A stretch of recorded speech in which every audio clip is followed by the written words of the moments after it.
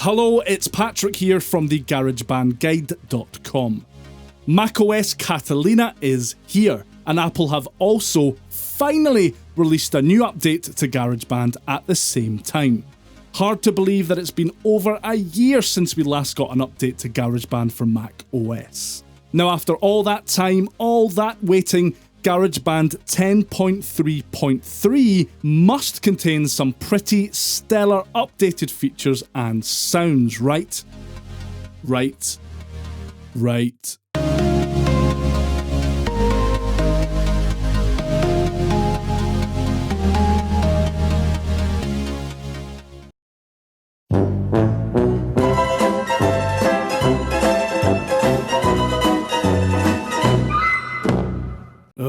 Okay, so there is some good news and some bad news.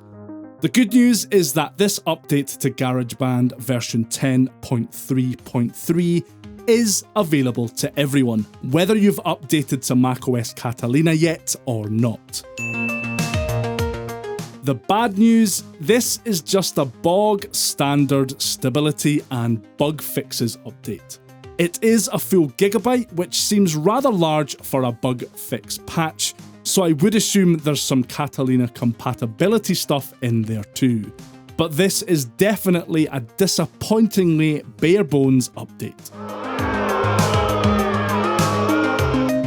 Despite there being no mention of any real changes in the update notes, there are a couple of small interface changes in GarageBand version 10.3.3. You'll notice that when you open GarageBand for the first time or choose to open a new project, the project template screen has changed slightly. The new project tab only has the empty project option available. You'll find all of the pre-existing project templates in the project templates tab. Now, these are the same templates found in previous versions. There's nothing new here.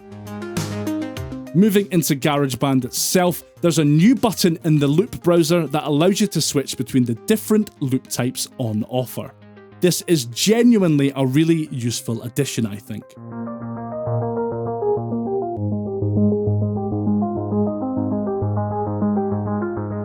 When auditioning loops in the browser, the waveform preview at the bottom now changes colour to match the loop type being played. And as far as I can tell, that's pretty much it. Now, I would expect another update to land before long, as both GarageBand for Mac and Logic currently lack the new loops and sounds that have been added to GarageBand for iOS in recent months. So if you're not subscribed to the channel, get on board now and I'll let you know when that drops. So there you have it, GarageBand version 10.3.3. Do you think it was worth the wait? Of course it wasn't.